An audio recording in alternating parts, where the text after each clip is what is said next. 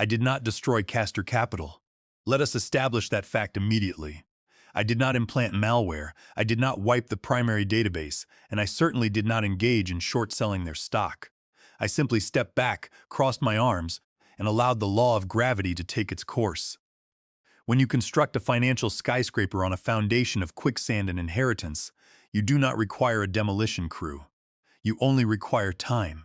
But if you want to know exactly how a single metal flash drive weighing less than an ounce managed to obliterate a $390 million investment and reduce a pompous hedge fund manager to a trembling wreck, pull up a chair. Grab a glass of something strong, because the level of executive incompetence I am about to describe will give you a headache. By the way, if you appreciate accounts of seasoned professionals dismantling arrogant heirs with nothing but fine print and patience, hit that subscribe button and leave a like. It keeps my analytical mind focused. Now, back to the wreckage. To comprehend the collapse, you must first comprehend the engine. My name is Gavin Vance. For 5 years, I served as the lead algorithm architect at Castor Capital. That is a sophisticated designation for the person who actually understands how the money is generated. People assume high-frequency trading is about screaming into phones or drawing lines on charts. It is not. It is about latency. It is about executing a trade 1 microsecond faster than the competitor in the next skyscraper. I engineered the Castor Core execution engine from scratch. It was not just a compilation of text files to me. It was a symphony of computational logic. It was beautiful. It captured market discrepancies and generated returns while our competitors were still processing the trend. The engine outperformed the benchmark index by 24% for 5 consecutive years, not through luck, but because I optimized every line of the execution layer. I lived in that code. I breathed compile time variables and exhaled alpha. But when you construct something that valuable, you must protect it, not just from external bad actors. I built custom intrusion detection systems for that. You must protect it from the executives who do not understand what they are managing. 5 years ago, when the firm hired me, Castor Capital was a boutique operation with more ambition than technical capability. They needed my expertise far more than I needed their salary. I sat in a conference room with their senior lawyer at the time, an exhausted man named Nolan Fletcher, who was far more interested in his weekend golf game than reading lines of code. I redlined my employment agreement myself. I inserted a specific provision under Appendix E, Section 5, Paragraph 3. It was buried deep within pages of standard intellectual property jargon. The clause stated, in very dry, very precise legal terms, that while the company owned the copyright to the software I wrote, during normal business hours, the ownership of the core system architecture and its underlying source logic would automatically revert to my personal ownership if the firm ever altered the fundamental security protocols without my express written consent. Nolan Fletcher did not bother to read it. He saw that I was not demanding immediate voting shares, stamped the document, and left for the country club. That signed contract was the safety pin on the grenade I kept in my pocket for 5 years. Then came the transition. The original founder retired to a private island to count his wealth, and his son, Julian Thorne, Jr., assumed the role of chief executive officer. Julian was the living embodiment of modern finance bro culture. He was 32 years old, wore custom suits that cost more than my first apartment, and possessed a smile that looked like it had been purchased from a premium stock photo site. He did not know the difference between a database query and a server rack. He marched into the office on his first morning with the frantic energy of someone who had consumed far too much espresso. He looked across the quiet trading floor and decided we needed disruption. "We need to shake things up, Gavin," he told me during our first meeting. He sat on the corner of my mahogany desk, swinging a leg covered in expensive leather. "The trading engine is functioning, but it is a black box. We need to open it. We need to transition the system to modern cloud frameworks, introduce decentralized ledgers, and rebuild the core architecture." I stared at him. He was throwing technical buzzwords at me like confetti. "The execution engine is currently performing at 24% above the industry benchmark, Julian," I said, keeping my voice completely flat. "It is a highly optimized, low-latency system. It does not require a decentralized ledger. It requires to be left alone. He laughed, a sharp sound that echoed off the glass walls. That is the old way of thinking, Gavin. We need to streamline. We need velocity. I am bringing in a new director of innovation, some fresh eyes to modernize the stack. His name is Devin Sharp, and he did wonders at Genesis Digital Capital. You will report to him. He slid off my desk, patted my shoulder, and walked out. I felt a cold, quiet anger settle in my chest. He did not ask how the machine worked. He did not ask about the risk controls. He just wanted to repaint the building and put his name on the deed. I turned back to my terminal, opened an encrypted folder, and looked at the PDF of my contract. I scrolled down to Appendix E. I read the words again. I whispered to the quiet room that if Julian wanted to take the wheel of a high-speed vehicle, I would let him, but he would soon discover that I owned the road. If Julian Thorne was the executive who wanted to play with matches, Devin Sharp was the assistant who brought the container of gasoline. Julian introduced Devin during our weekly staff meeting the following Monday. Devin looked like he had been put together by a marketing committee trying to appeal to younger investors. He wore a designer casual vest over a plain shirt, had styled hair that seemed to ignore gravity, and managed to use the word synergy 4 times in his opening remarks. "We are going to dismantle the structural walls of our databases," Devin announced, pacing across the front of the room. Castor Capital has been operating with a legacy perspective. We are going to move our core transaction code to a cloud environment where anyone on the development team can iterate. We are going to move fast and break things. I sat in the back of the room, slowly drinking my lukewarm coffee, thinking to myself that if you break things in a regulated hedge fund, the regulators will dismantle your career. But I remained silent.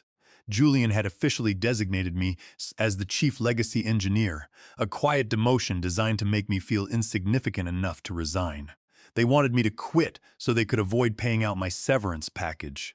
Julian wanted me gone, but he did not have the courage to terminate the employee who had built the engine that funded his lifestyle. He expected me to walk out in a fit of rage. He completely underestimated my capacity for patience. The first direct confrontation occurred 2 days later. Devin entered my windowless office without knocking. He clapped his hands together, his face bright with artificial enthusiasm. "Gavin, my friend," he said, "I need you to hand over the root administrative keys to the staging and production servers. My team is trying to set up our new continuous deployment pipelines, and we keep hitting access blocks." I did not look up from my code editor. That is because the network is air-gapped, Devin. It is isolated for a fundamental reason. That segment is where the live trading algorithm operates. If your team introduces a single unverified modification there, the firm can lose millions of dollars in a matter of minutes. Yes, I know all about the old caution policies, Devin said, waving his hand dismissively. But we need full administrative permissions to rewrite the security verification loops. Julian wants to implement single sign-on access across the entire platform. The current login process has too much friction. I stopped typing. My fingers remained frozen over the keys. Single sign-on for the core execution layer? You want to allow an entry-level analyst to access the high-frequency engine with the same password they use for their personal email?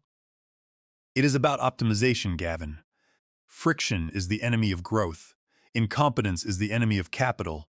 Devin, I replied, turning to look at him, I cannot grant you administrative privileges. According to Compliance Policy Section 9, only the lead architect can approve changes to the security architecture. Since you are the director of innovation and not the architect, the keys remain with me. Devin's face flushed a deep red. I do not think you appreciate the reporting structure here, Gavin. Julian put me in charge of the entire modernization initiative. Then have Julian sign a written directive, overriding the established compliance protocol, I said, returning my gaze to my monitor. Put it in writing. State clearly that you are bypassing the security architecture against the explicit recommendation of the system designer. Devin sneered, muttering that I was simply trying to hoard information because I was terrified his team would discover my code was outdated.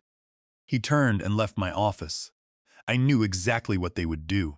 They would not sign any directive because doing so would establish a clear paper trail of liability. Instead, they would attempt to bypass me. They would try to coerce the IT staff or find a backdoor into the servers. I opened my private log file. I recorded the date as November 12th. I noted that Devin had requested the removal of the network isolation and the implementation of insecure authentication methods, which I had denied. Later that afternoon, I observed Toby Gray, our young key manager, exiting Julian's office looking visibly shaken. I caught up with him by the break room. "Toby," I said quietly. He startled, looking around nervously. "They want me to reset the administrator passwords on the primary cluster," Toby whispered, keeping his eyes on the hallway. "They want me to create an undocumented admin account for Devin's developers." "Did you execute the request?" I asked. "Not yet," Toby said. "I told them the server updates require a standard maintenance window. It buys us 24 hours. "You did the right thing, Toby," I told him. "Do not execute anything without a written request. Forward every email to your personal account. Do not put yourself in legal jeopardy for their mistakes." I was not trying to save the firm. I was simply making sure my documentation was flawless. I spent the remainder of the week auditing the codebase, verifying that the timestamps on my original files were preserved in the repository history. I wanted to ensure that every line of logic I wrote before Julian took over was clean, verified, and properly cataloged. They were treating a multi-million-dollar machine like a sandbox, completely unaware that the walls they were trying to demolish were the only things holding up the ceiling. I sat in my quiet office and waited. The failure began not with a physical alert, but with a slight change in our operational metrics. The execution engine, which normally processed trades with the clean speed of a machine, began to stumble. Devin and his developers had managed to bypass Toby Gray by threatening his employment, and they pushed their new software updates directly to the live trading environment on a Tuesday morning. It is a fundamental rule in algorithmic development that you never deploy new software when the market opens. You deploy on Friday evening and spend the weekend verifying the results. I was monitoring the real-time execution dashboard on my screen. The latency line, which usually sat as a flat green thread at the bottom of the graph, began to rise. At 9:36 in the morning, the system registered a delay of 3 milliseconds. In high-frequency trading, a millisecond is the difference between capturing a profit and taking a loss. The profit and loss indicator, which usually moved upward in a predictable rhythm, began to fluctuate wildly. Our algorithm was identifying opportunities, but by the time Devin's unoptimized software finished processing the security overrides, the price had shifted. By 11 in the morning, Castor Capital had lost $600,000. By 2 in the afternoon, the losses had mounted to $1,800,000. Through the glass partition of the executive suite, I could see Julian shouting into his phone. Devin was pacing in the corridor, waving his arms as his developers typed frantically on their laptops. At 3:45 in the afternoon, Julian's assistant appeared at my door, telling me I was needed in the boardroom immediately. I walked in slowly and took a seat at the far end of the long conference table. Julian was covered in sweat, and Devin looked pale. "Gavin," Julian barked, "fix this." "Fix what?" I asked, resting my hands on the table. "I thought we were modernizing the stack. Is this not the innovation you requested?" "Do not play games with me," Julian shouted, hitting his fist against the mahogany. "The execution latency is unacceptable. We are losing capital by the minute. Devin claims your legacy code is conflicting with their new updates." I turned my head toward Devin. "Is that your assessment, Devin? My software, which has run without issue for years, suddenly decided to conflict today. The exact day you deployed your patch?" "Your structure is outdated," Devin said defensively. "It does not integrate with our new cloud packages. It is rejecting our connection requests." "I designed it to be secure," I replied. "You tried to force unverified changes into a low-latency environment, and you broke the security layers." "Just disable the internal security check," Devin yelled. "That is what is slowing down the process. The engine is verifying the connection key on every trade. If we bypass the handshake, we regain the speed." The boardroom became completely quiet. Julian looked at Devin, then turned his gaze to me. "Can we disable it?" "Technically, yes. You can remove the security verification," I said. "It will speed up execution, but it will leave the system vulnerable to external data injection." More importantly, you will be altering the fundamental security protocols of the system. I do not care about the protocol, Julian said. I care about the losses. Disable it now. I will not do that, I said. This is insubordination, Julian roared. No, it is risk management, I replied. If you force this change, you are doing so without my approval. Julian glared at me. Devin, do you know how to bypass the protocol? Devin hesitated, then nodded. I can do it, but I need the master access key. Gavin has it locked. Julian pointed a finger at me. Hand over the key, Gavin. If you refuse, you are terminated. If you terminate me, you will have to explain to the regulators why your system failed, I said. If you bypass the security, you are on your own. I stood up, reached into my pocket, and placed a silver flash drive on the table. This is a copy of the system documentation, I said. It explains why you should not proceed. If you want to break the system, you will have to find the tools yourself. I walked out. They did not terminate me because they were terrified of what would happen if they did.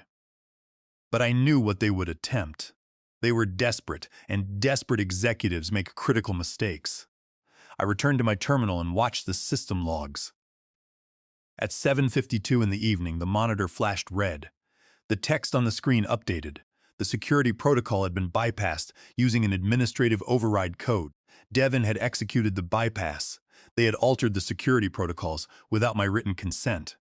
I sat back in my chair. The office was quiet. I took screenshots of the log files, exported the system history showing Devin's admin credentials, and saved the files to my personal drive. Then I opened my desk drawer and pulled out the physical copy of my employment contract. It was done. Legally and contractually, the intellectual property of the Castor core engine no longer belonged to Castor Capital. It belonged entirely to Gavin Vance. The following morning, the atmosphere on the trading floor was filled with a false sense of victory. The execution latency had returned to normal levels, and the daily profit metrics were green.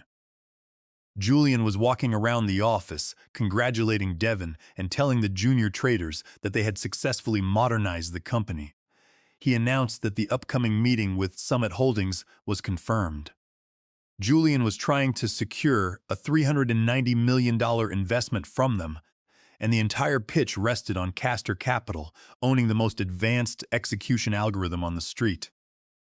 I spent my morning organizing my digital files, exporting the last of the encrypted audit reports, and packing my personal belongings into a leather bag. I had a quiet conversation with Liam Finch, our compliance officer, who looked exhausted. I told him to make sure he had a local copy of all system event logs from the previous night because a storm was about to hit the executive suite. Liam did not ask questions, he simply nodded, knowing that my advice was always sound. At 10:45 in the morning, my attorney, Fiona Ross, sent a formal letter to the General Counsel of Castor Capital, Dennis Ward, with a copy to Julian. The letter was short and direct. It stated that due to the unauthorized alteration of the fundamental security protocols on the night of November 12th, the ownership of the core system software had reverted to Gavin Vance under the terms of Appendix E, Section 5, Paragraph 3. The notice cited 17 U.S.C. Section 106, declaring that Castor Capital no longer possessed the rights to reproduce, distribute, or display the software, and demanded that the firm immediately cease using the engine. At 11:20 in the morning, I heard the door to Julian's office open. He marched toward my cubicle, his face pale with anger, accompanied by Dennis Ward and Devin. "What is the meaning of this?" Julian demanded, throwing the printed letter onto my desk. "You think you can threaten us on the day of our presentation? We paid your salary for 5 years. We own every line of code you wrote. This is not a threat, Julian," I said, taking a sip of my coffee. "This is a contractual reality." "Dennis, I assume you have reviewed the original architect agreement from 5 years ago?" Dennis Ward wiped his forehead with a handkerchief. "Gavin, this is a standard employee agreement. The company owns the work under the work-for-hire doctrine. You cannot simply claim ownership of the primary engine." "Not when Appendix E is active," I replied, leaning back in my chair. "The contract states that if the fundamental security protocols are altered without my written consent, the ownership reverts to me. The work-for-hire doctrine does not apply when there is an explicit written agreement to the contrary. You bypassed the security checks last night to resolve your latency issues. I have the server logs, the Git commits, and the system screenshots showing Devon's administrator credentials executing the change. The revert clause was triggered the moment that code was deployed. "This is ridiculous," Julian yelled, his hands trembling. "We are running the code on our hardware. It belongs to us." "It does not," I said. "You are currently using my intellectual property without a license. That is a direct violation of federal copyright law. And you have a due diligence meeting with Summit Holdings in less than 2 hours. Are you planning to tell Adrian Croft that your core technology is currently under a major ownership dispute?" Julian stared at me, his mouth open. The anger in his eyes turned into panic. He looked at Dennis, who was staring at the floor. "Dennis," Julian whispered, "is this enforceable?" "We need to review the original document," Dennis said quietly. "But if the clause is written as Gavin claims, we have a significant problem. We cannot declare to Summit Holdings that we own the exclusive rights to the technology. If they run a technical due diligence check, they will discover the dispute immediately." An email notification sounded on Julian's phone. He pulled it out, and I watched his shoulders slump. The message was from the technical diligence team at Summit Holdings. They had been reviewing the public repository logs and noticed the security override records. They requested an immediate walkthrough of the security stack, specifically asking for the lead architect to verify the codebase before signing the agreement. Julian looked at me, his expression desperate. "Gavin, we need you in that meeting. You have to explain the system to Adrian Croft. You have to tell them the system is secure and that we own the rights." I stood up and picked up my leather bag. "I will attend the meeting, Julian, but I will not lie to the investors. I will represent the status of my intellectual property accurately. If they ask me if Castor Capital owns the code, I will tell them the truth." Julian clutched his fists. "You are trying to destroy this company." "I did not alter the security protocols, Julian," I said as I walked past him. "You did. I simply kept my word." I walked toward the executive boardroom, ready for the final presentation. The boardroom was quiet when we entered. Adrian Croft and his 2 associates from Summit Holdings were already seated, their laptops open. Our compliance officer, Liam Finch, sat in the corner, keeping his eyes on his notepad. Julian tried to maintain his usual confident expression, but he was breathing heavily. Devon sat next to him, looking down at his hands. "Thank you for meeting with us," Adrian Croft said, looking at Julian. "Your returns over the past week have been strong, but our technical team raised some concerns regarding the security architecture. We need to verify that Castor Capital has exclusive ownership of the software and that the system complies with federal guidelines." "Of course," Julian said, his voice shaking slightly. "Our lead architect, Gavin Vance, is here to explain the system. Gavin has been with us for 5 years and developed the core engine." I looked at Adrian Croft. "The engine is a low-latency execution system," I said. "However, the software currently running on our servers is not the system I developed. Last night, the security verification protocols were bypassed using an administrative override." Julian stood up, his face red. "Gavin is misrepresenting the situation, Adrian. It was a standard system optimization to improve transaction speed. It was an unauthorized modification that altered the fundamental security protocols," I said, turning to look at Dennis Ward. "Dennis, perhaps you should hand Adrian the document we discussed." Liam Finch, the compliance officer, stood up. He walked over to Adrian Croft and placed a copy of my original employment agreement on the table, along with the printed server logs from the previous night. As the compliance officer, Liam said, "I have verified these documents. The logs show that Devon Sharp bypassed the security kernel last night. Under Appendix E, Section 5 of Gavin's contract, the ownership of the system code automatically reverted to Gavin Vance upon that event. Castor Capital does not own the technology." Adrian Croft read the contract clause, then examined the server logs. He looked at Julian, his expression turning cold. "Julian," Adrian said, "you represented to us that Castor Capital had exclusive ownership of this intellectual property. You were preparing to sign an agreement for a $390 million investment based on technology you do not own. This is a material misrepresentation." "We can resolve this," Julian stammered. "We can purchase the rights from Gavin. It is just a negotiation." We are not investing $390 million in a company involved in an active intellectual property dispute, Adrian Croft said, closing his laptop. We came to invest in a proprietary platform. You are attempting to sell us a system that is legally compromised and running without standard security controls. Adrian Croft stood up, his associates following him. He looked at me, nodding. Mr. Vance, if you ever decide to license your algorithm to a firm that respects its engineering team, contact my office. I will, Adrian, I replied. The investors walked out of the room, closing the door behind them. The silence in the boardroom was absolute. Julian stood by the window, his shoulders shaking. Devin looked as though he wanted to disappear. Dennis Ward sat with his head in his hands, knowing the legal implications for the firm were severe. Julian turned around, his face dark with rage. He lunged across the table toward my leather bag, trying to grab the metal flash drive I had placed next to my notebook. I did not move. I allowed him to pick it up. I have the code, Julian screamed, holding the drive in the air. You cannot stop us from using it. The data on that drive is encrypted using a 256-bit advanced standard, I said calmly. Without my password, it is just a piece of metal. If you attempt to run the unencrypted version currently on your servers, Dennis Ward will tell you that you are committing copyright infringement under 17 U.S.C. Section 106. I will file an injunction before the market opens tomorrow. Julian looked at Dennis, who slowly shook his head. Gavin is correct, Julian, Dennis said. If we use the code without a license, he will shut us down. Julian dropped the drive onto the table. What do you want, Gavin? I want to license the technology back to Castor Capital, I said. But the terms have changed. The licensing fee will be $1.5 million annually. Furthermore, I will consult for the firm to restore the security protocols at a rate of $1,200 an hour. And finally, you will step down as chief executive officer, and Devin will be terminated immediately for cause. Julian stared at me, his mouth moving but no sound coming out. He had no choice. Without the engine, the firm was worthless. In the end, they accepted the terms. Julian was moved to a non-voting board position, and Devin was escorted from the building. I restored the security protocols and resumed my role as the owner of the technology. I walked out of the building that evening and went to a quiet bar down the street.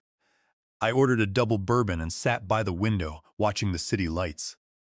They tried to rewrite the system, but they forgot that I designed the rules.